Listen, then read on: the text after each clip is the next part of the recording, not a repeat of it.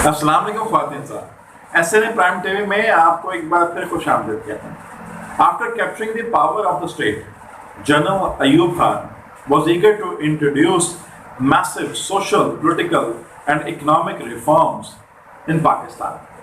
His first motto was to eliminate the possibilities of corruption. Bureaucracy में corruption को खत्म करने के लिए जनरल अयूब खान ने स्पेशल सर्विसेज ट्राइब्यूनल कोर्ट्स, जो कि सुप्रीम कोर्ट और हाई कोर्ट के रिटायर्ड जजेस पर मुश्तमिल थी, कायम की, जिसके नतीजे में बेशुमार पब्लिक सर्वेंट्स को करप्शन के इल्जाम साबित होने के बाद नौकरियों से फारिग कर दिया गया। सियासतदानों के लिए इलेक्टिव बॉडीज डिस्क्वालिफिकेशन ऑर्डर को अपनाया गया और करप्ट सियासतदानों को सियासी निजाम से निकालने के लिए काविशें की गई। अगर मैं बड़े सियासी लीडरों के नाम लूं तो सबसे पहले मैं नाम लूंगा हुसैन शहीद सोहरावर्दी और दूसरा नाम लूंगा अब्दुल कयूम खान का, जिनको भी करप्शन के इल्जाम साबित होने के बाद सियासत से डिस्क्वालीफाई कर दिया गया। आगे चलते हैं। अयूब खान बखूबी वाकिफ थे the people of Pakistan lacked democratic values.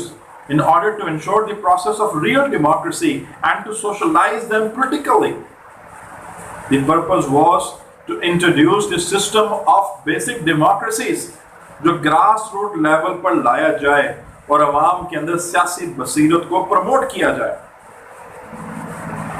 इस पर्पस के लिए 80,000 अफराद पर मुश्तमिल बेसिक डेमोक्रेसीज का सिस्टम जो है वो राइज किया गया।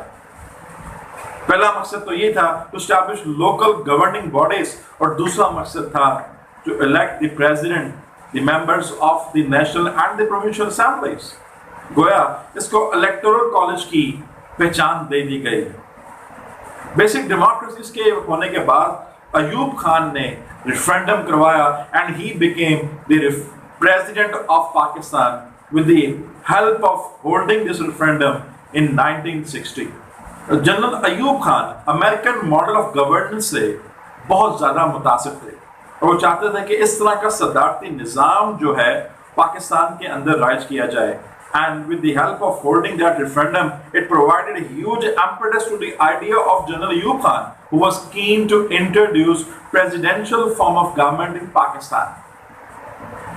बड़ी मुश्ताकियत के साथ वो सदारती तर्ज हुकूमत का निज़ाम पाकिस्तान में लाना चाहते थे।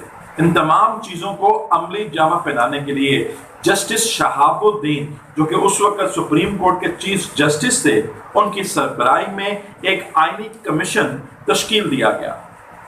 इस आईनी कमीशन ने अपनी सिफारिशात 1961 को हुकूमत को जमा करवा दी और इन सिफारिशात को मॉडिफाई करने के बाद आइन का खाका जो है वो तैयार कर लिया गया।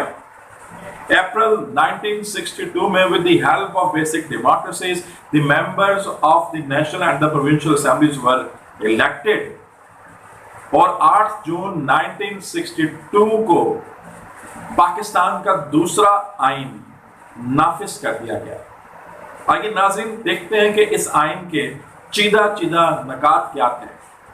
पहला, it was a written constitution having 250 articles, 5 गोशवारों पर, 8 तरमीम पर और माशाल्लाह के असूल और ज़वाबित पर ये एक तफसीली तहरीरी आइन था जिसको 12 हिस्सों में तकसीम किया गया। दूसरा, Pakistan was declared a federation having 2 provinces, east Pakistan और वेस्ट पाकिस्तान। उनके मबैन इख्तियारात की तकसीम को भी वाज़ेह किया गया। थर्ड, ये आइन एक रिजिड नेचर का था। With the help of 2/3 majority, the process of amendment could have been initiated. लेकिन इसके साथ साथ सदर मुमलिकत पाकिस्तान को वीटो का इख्तियार भी दे दिया गया। चौथा, सदारती तर्ज हुकूमत को अपनाया गया। ये पाकिस्तान में अपनी नौयत का पहला तजर्बा था। सदर मुमलिकत एक शख्स और हुकूमत का सरबराह भी एक ही शख्स था। इंतजामिया का सरबराह सदर मुमलिकत था, काबीना इसके आगे जवाब देती। इसके साथ साथ सदर मुमलिकत को कानून साजी के इख्तियारात भी दे दिए गए। यूं political scientists, analysts, historians are of the opinion that Ayub Khan became one of the powerful political figures in the political history of Pakistan. and it was all done with the help of 1962 Constitution. The next feature was the introduction of the unicameral legislature. یک ایوانی مقننہ اس آئین میں متعارف کروائی گئی جن کے members کو basic democracies کے 80,000 اراکین نے چننا تھا. So it was an indirect system. Electoral college جو تھا وہ بیسک ڈیموکریسیز تھی. The national languages were Bengali and Urdu. اس کے ساتھ ساتھ انگریزی زبان کو بھی سرکاری زبان کا سٹیٹس دیا گیا. اگر اسلامی دفعات کی بات کی جائے تو ملک کا نام جمہوریہ پاکستان رکھا گیا، لیکن عوام کے سوال پر آئین میں ترمیم کی گئی اور ملک کا نام اسلامی جمہوریہ پاکستان رکھ دیا گیا. اگلا point, fundamental rights were missing in this constitution. It was the first amendment that took place and incorporated the list of fundamental rights. عوام کو تمام بنیادی حقوق جو ہیں آئین میں پہلی ترمیم کے بعد دے دیے گئے. Last but not the least, عدلیہ کی آزادی کو یقینی بنایا گیا تاکہ وہ مقننہ اور انتظامیہ کے اثر سے آزاد ہو کر اپنے فرائض بخوبی سر انجام دے سکے. 1962 میں ہی مسلم لیگ کے دھڑوں کو اکٹھا کر ایک نئی سیاسی جماعت کی بنیاد ڈالی گئی جس کا نام تھا کنونشن مسلم لیگ، اور 1963 میں پریزیڈنٹ ایوب خان اس پارٹی کے بھی صدر بن گئے.